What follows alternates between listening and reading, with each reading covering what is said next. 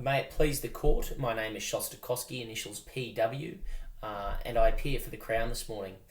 Today, Your Honour, the Crown would like to begin by seeking rulings in relation to the competence and compellability of three witnesses, those being Adam, Michael and Jennifer, respectfully. If we first consider Adam, Your Honour, you will note he is indeed both the co-accused and spouse of Barbara. As such, we must seek to avoid the effect of Section 8, subsection 1 of the Queensland Evidence Act, which I will refer to as the Act hereafter, which holds that co-accused in an indictment are competent to give evidence in a joint trial, but not compelled to do so. In order to avoid the operation of Section 8, subsection 1, the Crown respectfully requests that the Court withdraw the joint indictment of Adam and Barbara, and instead draw up two separate indictments.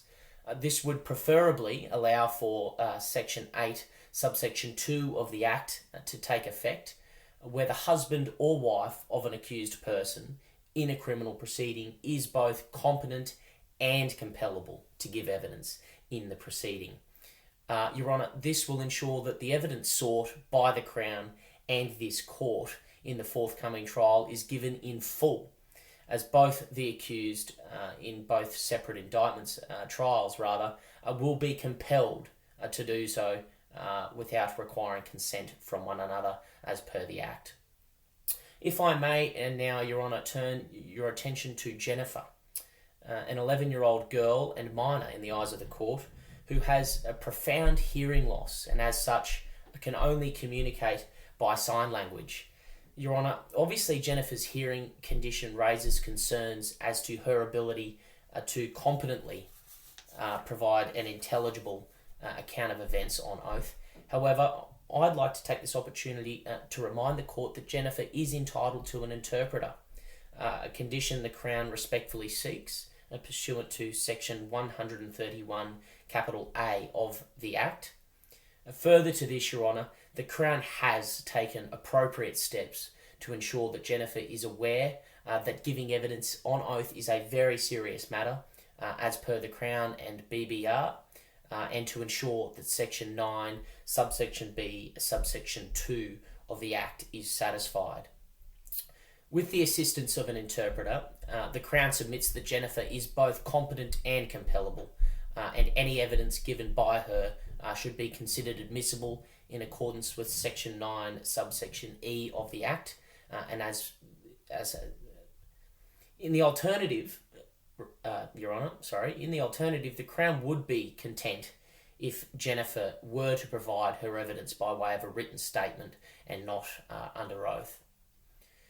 As for Michael, Your Honour, a 5-year-old boy and brother to Jennifer, Section 9 of the Act applies in respect to the presumption of competence and compellability, just like Jennifer. That competence and compellability is for all people, including children, to provide evidence in a proceeding. So that presumption must be granted to Michael as well. The Crown has again taken steps to inform Michael, as with Jennifer, that providing evidence is a very serious matter to ensure adherence with Section 9, subsection B, subsection 2 of the Act. Your Honour, for the avoidance of subjecting Jennifer or Michael to any unnecessary distress or trauma, the Crown respectfully requests that both be dealt with according to Division 4 of the Act, as they are by definition affected children. This would afford them the ability to provide their evidence on pre-recorded video pursuant to Section 21AA of the Act, such that they would not be required to be physically present in the trial with the accused. Your Honour, moving on from the three witnesses, the Crown also seeks a ruling in relation to the admissibility of CCTV footage as evidence. Your Honour, the Crown concedes that this footage is in fact prima facie inadmissible, given that it was acquired without the relevant warrant and therefore unlawfully, as per Section 150 of the Police Powers and Responsibilities Act, or PPRA. That fact is not in contention. However, the Crown refers to Section 160 of the PPRA, which provides that an officer can enter a premises and exercise search warrant powers if they reasonably believe evidence may be destroyed unless the premises is immediately entered and searched. The Crown submits that Constable Smith reasonably suspected this evidence may be destroyed given its digital and perishable nature and its ability to be easily deleted.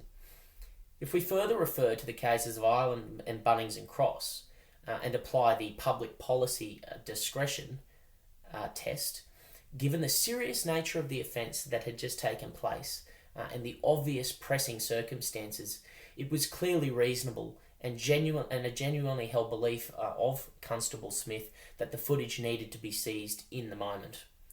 Additionally, if we consider the cogency of this evidence and the serious nature of the violent offence, that being grievous bodily harm, it becomes even more central to the Crown's case, given Jennifer will likely be required to have an interpreter when giving evidence.